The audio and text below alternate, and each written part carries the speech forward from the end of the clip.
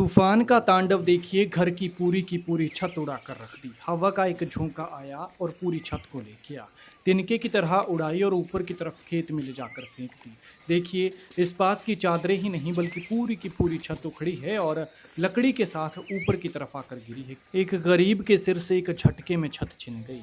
वो कहते हैं ना कि कुदरत भी उसी पर ही मार मारती है जो पहले से ही कमजोर होता है। देखिए, कच्चा घर था, गरीब परिवार था, लेकिन उस परिवार से इस तूफान के तांडव ने छत छीन ली। ये तस्वीरें हैं कुल्लू विधानसभा के तलाड़ी गांव की, जहां दो त्राम के घर की छत क्षतिग्रस्त हो गई और लाखों रुपए का नुकसान हो गया। गरीब का आशियाना चला गया। बीती रात को ये परिवार घर के अंदर सोया था और तभी अचानक से आए तूफान ने एक झटके में से छत को उड़ा दिया और जो बारिश हुई उसका सारा पानी कमरे में चला गया। इसके अलावा कुल्लू के कई इलाकों में भी कुदरत का कहर बरपा है। शीला नाला पंचायत के बेदार और चंसारी पंचायत के पेछा में तूफान से कई घरों को क्षति हुई है। इस तूफान ने न सिर्फ हिमाचल में तबाही के निशान छोड़े हैं बल्कि पंजाब के लोगों को भी डराया। वहां भी बीती रात को भयंकर तूफान आया, लेकिन देखिए यहाँ पर एक गरीब का आशियाना एक पल में कैसे उसके सिर से गायब हो गया। कच्चा मकान था और कच्चे मकान के ऊपर लकड़ी और टीन की छत थी, लेकिन अब ये टीन लकड़ी समेत छत के ऊपर से उखड़ कर ऊपर की तरफ खेत में ले जाकर इस तूफान ने फेंकी है। देखिए,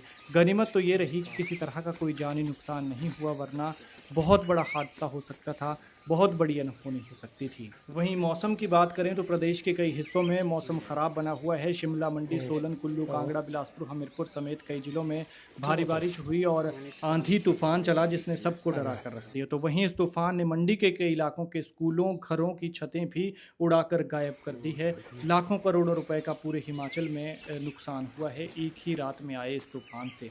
खैर, ये तस्वीरें देखिए, वीडियो को शेयर कीजिए ताकि ज़्यादा से ज़्यादा लोगों तक पहुंच सके।